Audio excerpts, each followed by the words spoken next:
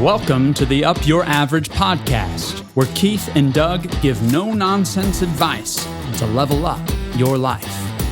So buckle up and listen closely to Up Your Average.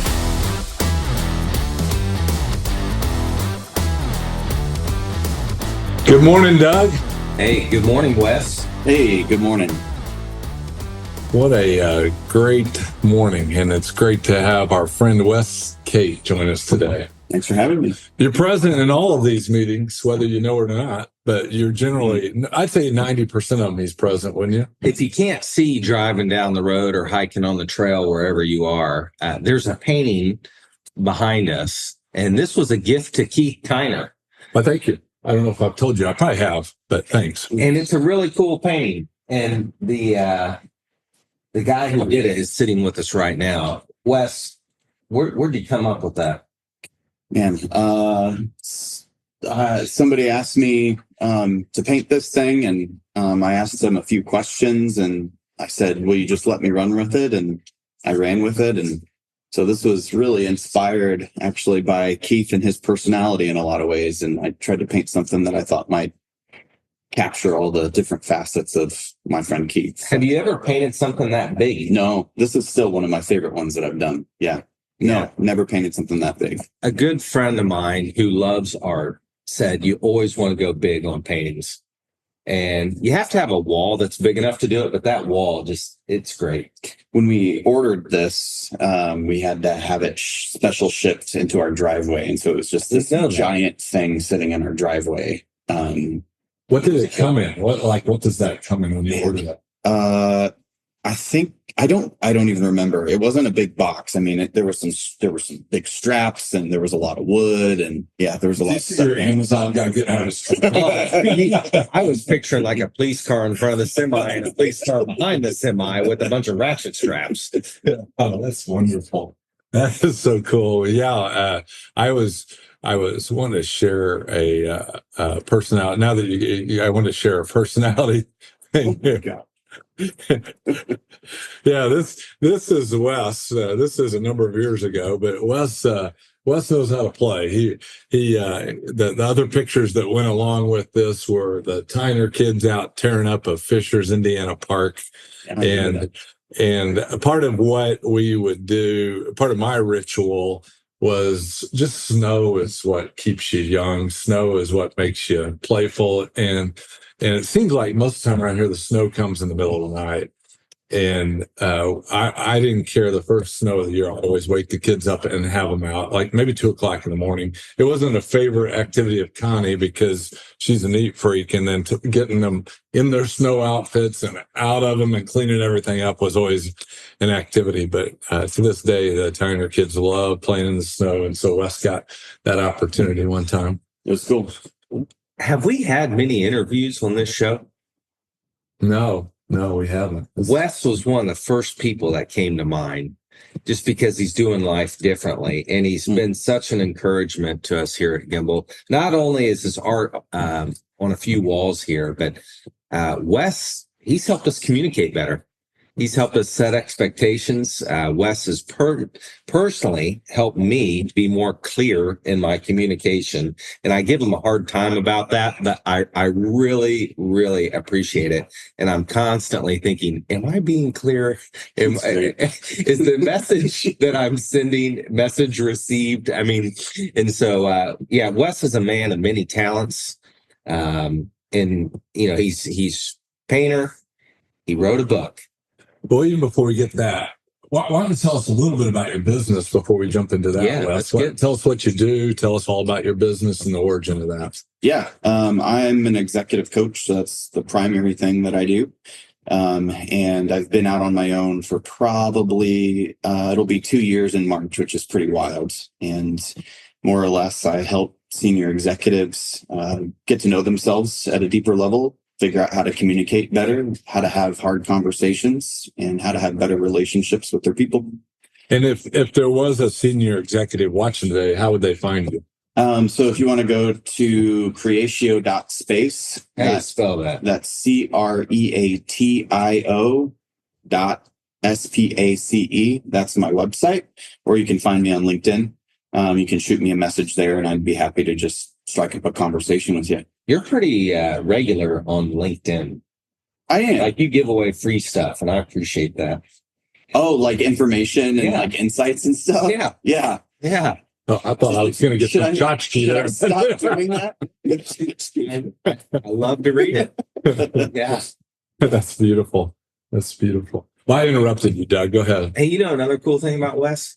I know a lot of cool things He's got a about bunch us. of kids. He does. Yeah. He does. Yeah. 4 kids. Yeah. So small businessman, painter, dad, writer. The book, if you can see this title, Joy Is. There you go. Wes, when did this happen? Like, was this in your brain for a long time? It wasn't. It kind of took shape over a period of time. It was probably, I'd say, maybe 2.5 or so years ago. I was with a group of folks. There was a bunch of creatives and artists and artisans that got together, and we were kind of exploring different aspects of life and then going and kind of creatively responding to those aspects of life that we were curious about. And one of the things that I was particularly curious about was joy. And joy for me, it was always a church word, a real religious church word that didn't make much sense to me. I kind of dismissed it as something that was childish. And but I knew that joy had to have some sort of substance to it. And it wasn't something that I was really experiencing too much at that point in time. First world problems, but sometimes being the dad of little kids can be a grind sometimes. And so I knew that I needed to go and figure out a little bit more about what joy was. Yeah. How long ago was that? About 2 years ago, 2.5, 2 years ago, give or take. Yeah. Okay. Keith, you've written a book. I have written a book. So when you were writing your book, was it a 2-year leap or did you have it in your brain? Were you thinking about it? It was an aggressive thing. I think it all probably unfolded in a year or two. Yeah, it was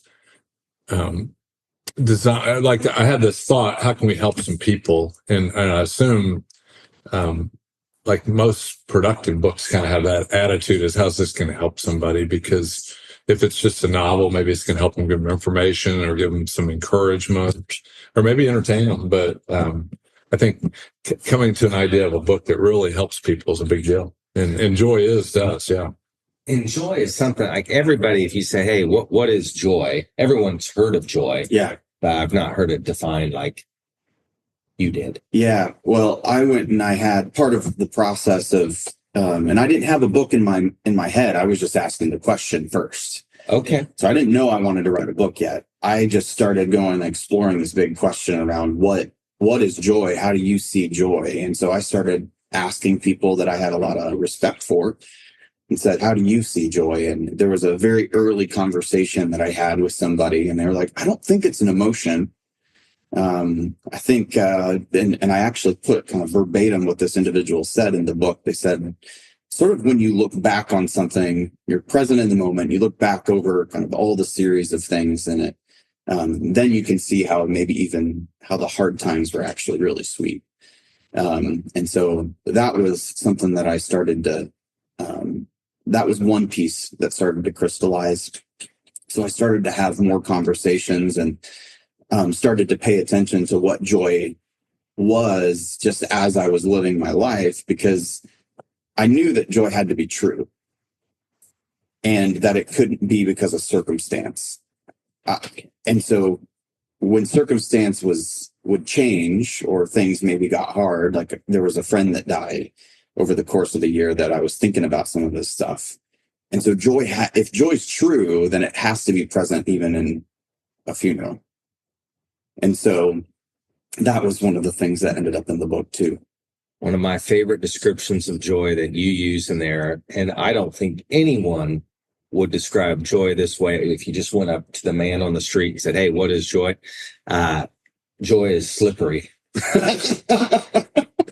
That's really funny. Slippery is such a great word. I mean, Keith and I have this friend, I forget what he coined words like that, Yes. Ken. He coined words like that, like just they Head have words or they something. have a punch to them. Yeah. Everyone knows the definition of them. They're simple words, but they're powerful words. You can't use slippery like 12 times, like but to say joy is slippery, I thought that was great because it can help you get out of some tight situations, help you think differently. I had a really difficult time in '92. I went through a bout of depression, and I came out of it kind of blindsided. I think in 1992 when it hit me, I just thought depression was a thing that weak people had, and I wasn't that at that point. And when it hit me, it was like somebody blindsided me, and then I kind of started journaling and trying to figure out everything I could to get my mental state out of where I was. And one of the things that came in that process for me was just immersing my thoughts with positive things. Mm-hmm. And there was an old school singer, Larnell Harris, and Larnell had a song called I Choose Joy. And I bet I listened to that thing a couple hundred times. And what his song presented in the lyrics was it's a choice. Like you can choose what you set your mind on, and it didn't feel like a choice in the depths of that season, but to this day I'm really thankful to Larnell Harris and the lyrics of that song, I Choose Joy. So Wes, what's it like having written the book on joy and not having joy at times? You're the expert on joy. So does that come at you? It doesn't, because I think that joy is a constant that we can choose. Like we can grab it, and but it's not something that necessarily I've got to conjure from within myself. But it's always there. It's always available if you just want to kind of turn the way that you see differently. And so, no, I don't feel the pressure to like be joyful all the time, because I am not. You can ask my wife that I am not joyful all the time. So after writing this, though, are you like, okay, where is it? Do you find yourself thinking that way, thinking differently about like, okay. I do. Yeah. I think that I've got better eyes to find it in circumstance, and know that I can pick it up if I need to. I don't always do it perfectly, but yeah, I think you can just pick it up when you need to. But I think the important thing is, like, through this is that, like, learning that joy was a constant. It's a truth that has to exist despite circumstance. How would you say that is different than happiness? Is it the same, or is it? I think happiness is just an emotion that you get. That's an experience you have in your body when something positive happens. So it's not the same then, is what you're saying? I don't think so. So let's throw it out there that I'm having a bad situation, and okay, like one comes to mind. We had a blowout in the middle of nowhere on our RV in Alaska. So what do I do now to absorb into this joy right now in this moment? Because you're dealing with the emotions of a blowout. Right. So this event, you're trying to protect everybody and all this stuff. Yeah. So I've got 4 kids, so blowout has a different meaning to me. What do you mean by blowout? Yeah. So we're sitting at the top of a hill, 2-lane traffic, RV, front right side tire is flat, no cell service or sketchy cell service. And all these eyes are staring at me. What are you going to do, Dad? And so I just picked a random event. Yeah. So the way that I would think about that, and it may happen in an instant or it may take some time, but your emotions are probably going to be vacillating quite a bit during a moment like that. But I think what joy might say is, hey, why don't you kind of walk up this hill a bit with me? Kind of sit by me and kind of get the big picture about what's going on, and let's actually see what's going on here. And so I think joy, it zooms out. It takes in what the big picture is. It takes in kind of all the aspects that are there together. And I think of it like sort of taking a big bite out of life. where it contains both the good and the bad, but you can kind of eat both things at the same time. That might sound kind of weird, but so if I'm zooming out Yeah. and taking the big picture, does that mean I'm trying to divorce myself in a moment of the emotions of happiness? Maybe like if that event disrupted my happiness, as part of that zooming out, kind of set my emotions aside a little bit. Is that part I of think it? so. It's like these emotions are just going to pass through. Yeah. They are a temporary thing. Joy's a constant. A real life thing that I discovered shortly after that event, because if you're going to choose to RV, you might as well just embrace the suck. Like there's going to be things like that are going to happen. But what I discovered was that in those moments when my emotions get out of whack and I don't know what to do, I take a selfie of what was going on, and that selfie reminds me that this will probably be funny in 6 to 12 months, maybe sometimes longer. But it takes a little bit of the edge off of the emotions for me. But I never really connected that act with joy. But I think that makes a lot of sense. I think it does. So, Wes, in the book, why is joy a circle? Oh man, why did I choose a circle? I think I just chose a circle because it felt like it needed to be a circle. Yeah. That's I think what it needed of to be. the shapes. Yeah, I think it needs to be a circle as well.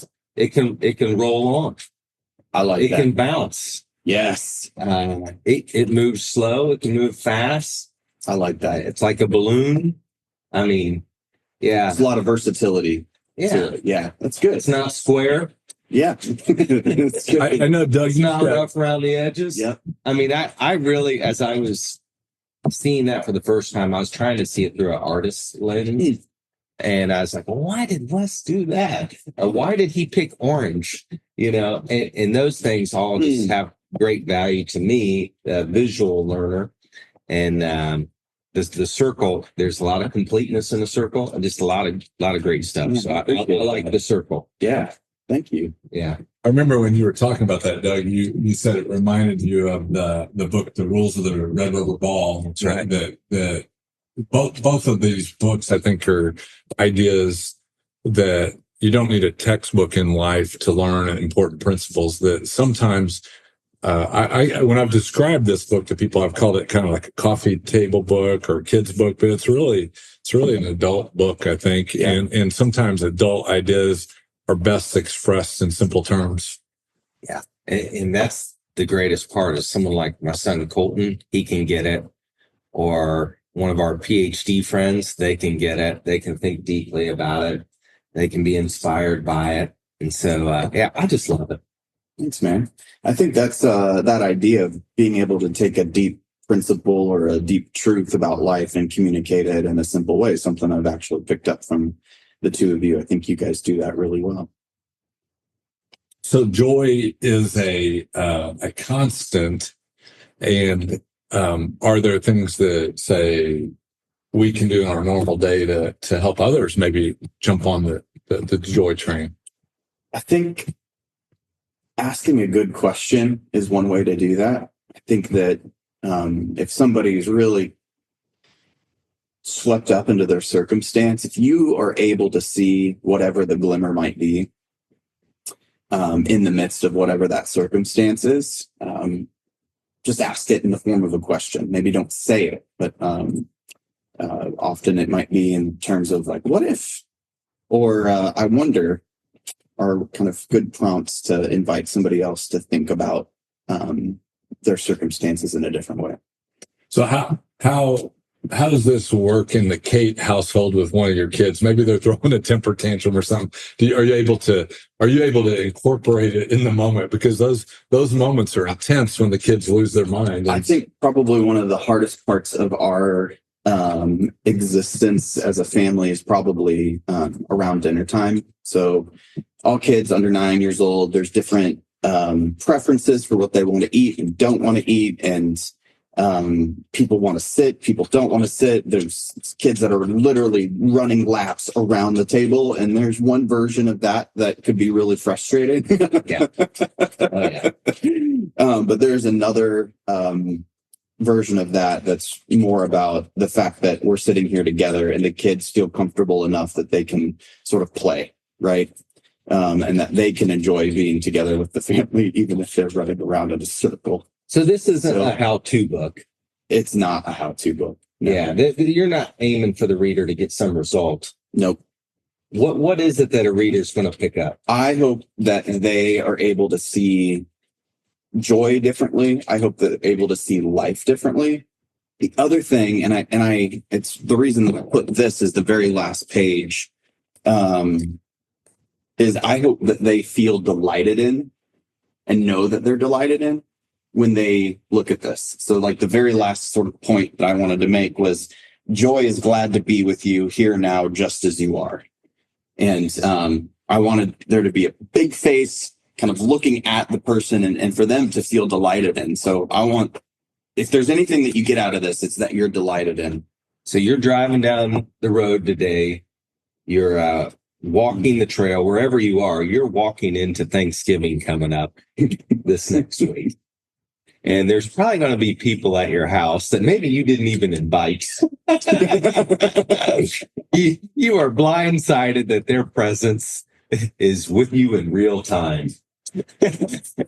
And so this, man, what a great word to think through and like be able to delight in someone else's presence, that they're there.